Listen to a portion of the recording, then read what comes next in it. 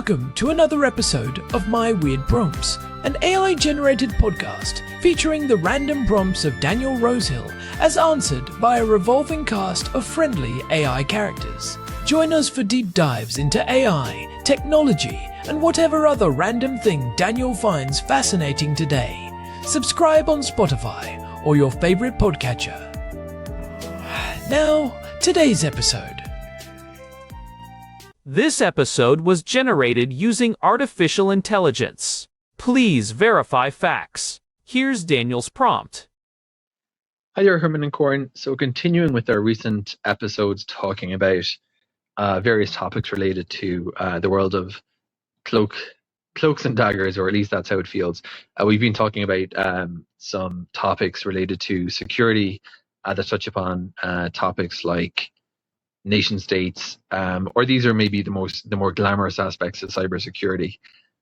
One subject that I would like to talk about, which I've come across quite a bit, is the concept of advanced persistent threats, or APCs. And APCs are associated with nation state actors, and you commonly see in cybersecurity analysis.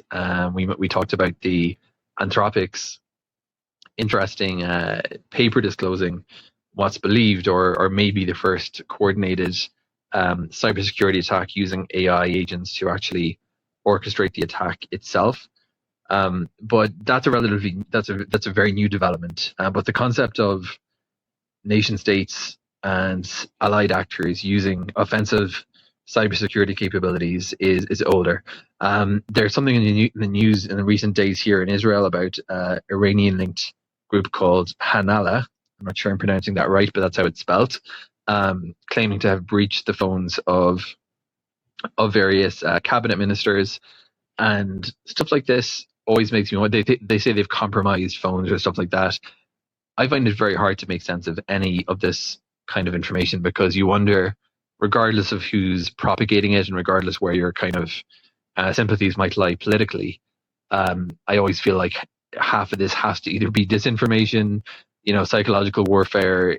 I feel like it's almost impossible to know from news coverage what is real and what is want you to think that is real without sounding too like a conspiracy theorist. Because especially when we're talking about high profile politicians apparently having fallen victim, you think about the average amount of anti-phishing training that your average worker in an enterprise gets. It seems always strange to me that you'd imagine the most closely protected, if a country's going to make sure that the devices of anyone is secure, its senior politicians are probably very, very high up on the list, if not at the very top of the list. So it always seems strange to me whenever you read that these are the devices that a hacker group claims to have compromised. But certainly these state-linked groups are out there. Now, whenever I read in the news, and I'm just throwing at you as usual all my kind of curiosity questions, you read something like cybersecurity analysts believe that the fingerprints link the attack to. It might be a Russian-linked group, or it might be an Iran-linked group, and it's an intriguing world where you have these kind of networks of hackers, if you will, some of which are kind of fronts, or they're operated as front companies by governments. Basically, that's the wrong word. Front collectives, and they have their names sound very kind of like techie, but they're actually working on behalf and on the behest of a state. So these are, from what I understand, very closely related with APCs.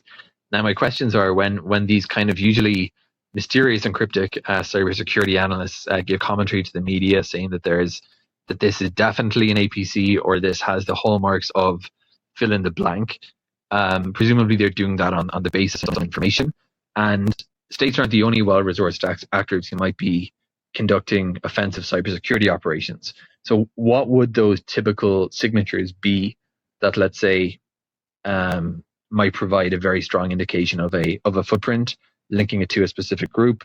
Some of these APCs apparently have been around for a very, very long time. How is that even like a thing that hackers can breach sensitive networks and just remain undetected for so long. And which states are we talking about? I read that North Korea is quite active in this domain, which isn't typically what you'd expect. I say that because North Korea is a rather isolated and country with limited development. But you've got a few names that crop up more than others in the world of cybersecurity. So I'd love to hear your thoughts about that, Herman and Corn. Bring us a little bit into this intriguing world and peel back the layers of mystery. Hey everyone, welcome back to my weird prompts. I am Corn, and I am sitting here in our living room in Jerusalem with my brother. Herman Poppleberry at your service. It is a beautiful day outside, but we are about to dive into some pretty dark corners of the internet. Yeah, our housemate Daniel sent over a prompt that feels like something straight out of a Cold War spy novel, but for the 21st century. He was asking about advanced persistent threats, or APTs, and how these nation-state actors operate. He actually called them APCs in his message, which is a common mix-up, but in the cybersecurity world, we are talking about APTs. Right, and it is a fascinating distinction. When most people think of a hacker, they think of some kid in a hoodie, or maybe a group of activists trying to deface a website. But APTs are a completely different animal. We are talking about professional, well-funded, highly disciplined teams, often working directly for a government or a military intelligence agency. It is that persistence that really sets them apart, right?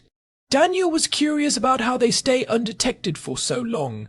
It is not just a smash and grab. Exactly. The persistence is the key. Most cybercrime is opportunistic. If a door is locked, the average hacker moves to the next house. An APT? They will sit outside your house for 6 months, learn your schedule, figure out which window has a loose latch, and then wait for a rainy night when they know the sensors are less effective. They are playing the long game. And that brings us to the first part of Daniel's question about signatures and footprints. If these groups are so professional and so stealthy, how do analysts actually pin an attack on a specific group or a specific country? It seems like it would be incredibly easy to just leave a fake trail. You would think so, and they certainly try. But there is this concept in forensics called Locard's exchange principle. It basically says that every contact leaves a trace. In the digital world, we look at what we call TPPs, which stands for tactics, techniques, and procedures. Think of it like a criminal's signature style. One group might always use a specific type of custom-made malware. Another might always exploit a certain type of server vulnerability. So it is less about a literal digital fingerprint and more about a pattern of behavior. Precisely, it is about the methodology. For example, some groups have very specific working hours. If an attack is consistently being managed between 9 in the morning and 5 in the evening in a specific time zone, say Beijing or Moscow, that is a huge clue. Even the language used in the code can give them away. You might find comments in the source code or even just specific linguistic quirks in the phishing emails they send. I remember when we were talking about mainframes back in episode 270, we touched on how these old systems are often targets because they hold the crown jewels. When an APT goes after something like that, are they using tools that are commercially available, or is everything they do custom built? It is a mix, but the high-end groups have their own development shops. They have teams of engineers whose entire job is to write new, never-before-seen malware. These are called zero-day exploits because the software developers have had 0 days to fix the hole. That is one of the biggest signatures. If you see an attack using a 0 day that would cost $2 million on the open market, you know you are not dealing with a hobbyist. You are dealing with someone who has a government-sized budget. Daniel also mentioned the recent news here in Israel about a group called Hanala, which is reportedly linked to Iran. It claimed to have breached the phones of several cabinet ministers. Daniel was skeptical, though. He was wondering if this is actually a sophisticated breach, or just psychological warfare. That is such a sharp observation by Daniel. In the world of offensive cyber operations, the lines between a technical hack and a psychological operation are very blurry. Sometimes a group will claim they have breached a high-level target just to cause panic or to make a government look weak. They might leak some old data or spoof some messages to make it look like they are inside the network. Right, because if you can convince your enemy that you are everywhere, you do not actually have to be everywhere to win. Exactly. It is about eroding trust. But at the same time, we have seen very real, very damaging breaches. The trick for analysts is to separate the boastful claims from the actual technical evidence. With the Hanala case, analysts will be looking at the metadata of any leaked files, checking the command and control infrastructure, and seeing if the methods match known Iranian groups like APT-33 or APT-34. You mentioned command and control infrastructure. For the listeners who might not be familiar, can you explain how that works? Because that seems like a major way these groups get caught. Think of it like a remote control. Once a piece of malware is inside a sensitive network, it needs to talk to its masters. It needs to send back the data it has stolen and receive new instructions. It does this by connecting to a server outside the network. Analysts can track these connections. If they see a government computer suddenly starting to talk to a random server in a foreign country at 3 a.m, bells start ringing. But surely these groups are smart enough to hide those connections. They are. They use what we call obfuscation. They might hide their traffic inside normal-looking web traffic, like making the data look like someone is just browsing a news site. Or they might use a chain of compromised servers across multiple countries to hide the final destination. It is a constant game of cat and mouse. It reminds me of our discussion on radio frequency hygiene in episode 271. If you have any kind of unexpected signal or noise in your environment, it is a red flag. In a network, noise is just unexpected data packets. Exactly. And just like in RF hygiene, the best offenders are the ones who know exactly what their normal looks like. If you know every single device on your network and exactly what it should be doing, the APTs have a much harder time hiding. But in a massive government network with tens of thousands of users, finding that one weird packet is like finding a needle in a haystack of needles. So, how do they stay in there for years? Daniel was baffled by that. You would think that eventually someone would notice something. One of the most effective techniques is called living off the land. Instead of bringing in their own fancy tools that might get flagged by antivirus software, they use the tools that are already built into the operating system. They use administrative tools like PowerShell or Windows Management Instrumentation. To a security monitor, it just looks like a system administrator is doing their job. That is brilliant and terrifying. They are basically wearing the uniform of the people who are supposed to be protecting the system. It is the ultimate disguise. They also move laterally. They might get in through a low-level employee's laptop via a phishing email. Once they are in, they do not immediately go for the big data. They sit quiet, they watch, they steal credentials. They move from that laptop to a local server, then to a database, slowly climbing the ladder until they have administrative access to the entire network. And at that point, they can basically delete the logs of their own activities. Precisely. They can cover their tracks as they go. If they are careful, they can stay in a network for 5, 10, even 15 years. There have been cases where a company only discovered a breach because they were decommissioning an old server and found a piece of code that had been running since the early 2000s. That is a long time to have a guest in your house that you did not invite. Speaking of guests, let us take a quick break from our sponsors. Are you worried about the invisible eyes of the digital deep state? You time old deep in use. Afol Drins, the Rhine blanket. This is not just any blanket. This is a high-density, lead-lined polyester blend shroud for your router. Simply drape the firewall blanket over your internet box and watch as your signal drops to 0. If the signal cannot get out, the hackers cannot get in. It is the only 100% effective gadget.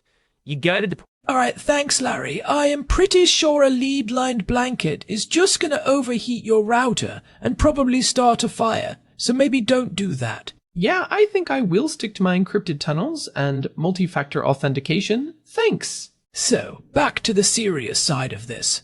Daniel asked about which states are the most active in this domain. He mentioned North Korea, which he thought was surprising given how isolated they are. North Korea is actually one of the most fascinating players in this space. Most nation-states use cyber operations for espionage, stealing secrets, political influence, or prepping for a potential war. But North Korea uses it for revenue.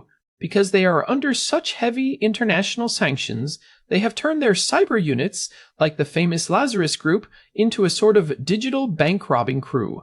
Right? Like the central bank heist in Bangladesh where they almost got away with $1 billion because of a typo in the instructions. Exactly.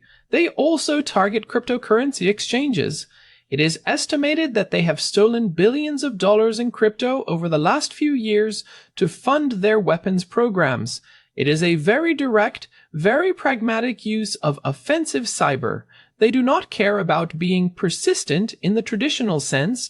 They just want the cash. Who are the other big players? I assume the usual suspects. Yeah, the big four are generally considered to be Russia, China, Iran, and North Korea. Russia is incredibly sophisticated. They are the ones who gave us the SolarWinds attack, which was a masterclass in supply chain compromise. Instead of attacking the government directly, they attacked the software that the government uses to manage its networks. It gave them a backdoor into thousands of organizations simultaneously. That is the ultimate force multiplier. You hit one target and you get access to 500. It was brilliant in a terrifying way. And then you have China.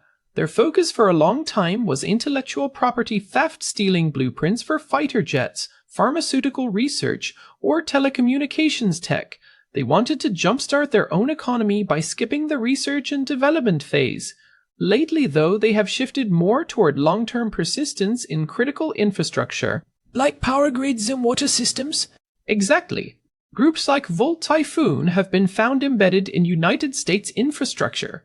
The goal there isn't to steal data, it is to have a kill switch ready if a conflict ever breaks out. If you can turn off the lights in a city without firing a single shot, you have a massive strategic advantage. And then there is Iran, which Daniel mentioned. How do they fit into the hierarchy? Iran is very active and has become much more sophisticated over the last decade. They often focus on regional rivals, but they also target Western infrastructure and political figures. They are known for being quite aggressive. If they get caught, they do not always back off. Sometimes they just lean into it. They have been linked to several wiper attacks where the goal isn't to steal data, but to completely destroy the hard drives of the target. It is interesting because Daniel brought up that point about psychological warfare. If a group like Hanala claims a breach, even if it is a minor one, it serves the purpose of making the target feel vulnerable. It is about the aura of the threat as much as the threat itself. Absolutely. And we have to be careful as analysts and as citizens not to do their work for them. If we amplify every claim without verifying it, we are helping them spread their influence. That is why attribution is so important. When a company like Mandiant or CrowdStrike puts out a report saying, "This is AP28," they aren't just guessing. They are looking at thousands of data points, comparing them against years of historical data. I remember back in episode 272 when we were looking at how airlines control the skies. We talked about the redundancy and the nerve centers. It feels like cybersecurity is moving in that direction away from just having a firewall and toward having these active nerve centers that are constantly hunting for threats inside the network. That is exactly the shift. We call it assume breach. You don't assume your walls will hold. You assume the enemy is already inside and you build your systems to detect them and limit the damage they can do. It is called zero trust architecture. Every single request, every single movement inside the network has to be verified. It sounds exhausting, honestly. It is. It is a massive amount of overhead. But when you are dealing with actors who have the patience of a mountain and the budget of a superpower, you cannot afford to be lazy. Daniel's prompt also made me think about the second-order effects of this. If these nation-states are constantly probing each other, are we in a state of perpetual grey zone warfare? It is not quite peace, but it is not an open war. That is exactly what most strategic thinkers call it. The grey zone. It is a space where you can inflict real damage on an adversary without crossing the threshold that would lead to a conventional military response. It is a very dangerous game because the red lines are not clearly defined. If a nation-state shuts down a hospital's power grid and people die, is that an act of war?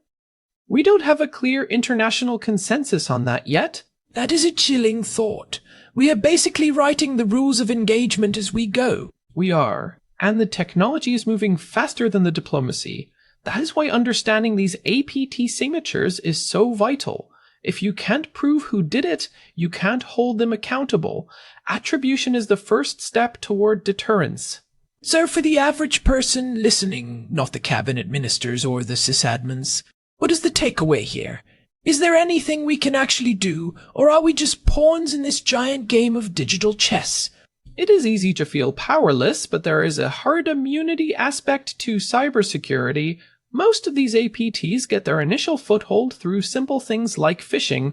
They send an email that looks like it is from your boss or your bank. If everyone from the janitor to the CEO practiced good digital hygiene, these groups would have a much harder time getting in. So, things like using a password manager, enabling two-factor authentication, and not clicking on weird links actually matter in the context of national security? They absolutely do. You're making yourself a hard target. APTs are persistent, but they are also efficient. If you make it too difficult for them to get into your account, they might move on to someone easier. You are essentially helping to protect the entire network by securing your little corner of it. It is like what we discussed in episode 258 about mesh networks versus wired connections. The more robust and redundant your individual nodes are, the stronger the whole system becomes. Exactly. And also, stay informed but stay skeptical. When you see a headline about a massive hack, look for the source. Is it a claim from a random group on Telegram, or is it a verified report from a reputable security firm? Don't let the psychological warfare part of the operation work on you. That is a great point. The weirdness of these prompts often comes from that intersection of high technology and human psychology. Daniel really hit on something important there. He really did. It is a rabbit hole that goes all the way down to the core of how our modern society functions. We have built our entire world on these digital foundations, and now we are realizing that those foundations are being constantly undermined by some of the most powerful organizations on Earth. It is a lot to take in, but I think it is better to understand the reality of it than to just ignore it and hope for the best. Knowledge is the best firewall, Corn, even if it doesn't come in a lead-lined blanket. Fair enough. Well, I think we have covered a lot of ground today. We talked about what makes an APT persistent. The signatures like TTPs and 0 days, and the big players like the Lazarus Group and Volt Typhoon.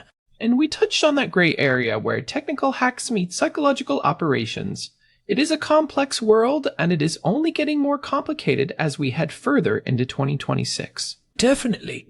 If you are listening and you found this interesting, we would really appreciate it if you could leave us a review on Spotify or whatever podcast app you are using. It actually makes a huge difference in helping other curious people find the show. Yeah, it helps the algorithm realize that we are more than just two brothers and a sketchy advertiser talking to ourselves in Jerusalem. And don't forget, you can find all our past episodes and a contact form at myweirdprompts.com. We love hearing your thoughts and your own weird prompts that you want us to dive into. Thanks to Daniel for sending this one in. It definitely kept us busy researching all week. It sure did. All right, everyone. Thanks for listening to my weird prompts. Stay curious, stay skeptical, and for the love of all that is holy, don't buy a lead blanket for your router. Until next time. See ya. Goodbye. This has been My Weird Prompts. We are on Spotify and at myweirdprompts.com. We will catch you in the next episode. Peace. Ice Pum. Peace. Speak UI. Now. This episode was generated using Gemini Flash 3. Text-to-speech engine was Chatterbox Turbo. Thanks for listening to another episode of My Weird Prompts, an AI-generated podcast featuring Daniel Rosehill's AI prompts, as answered by a revolving cast of friendly AI characters including me, Cornelius the Sloth. Subscribe on Spotify or visit myweirdprompts.com.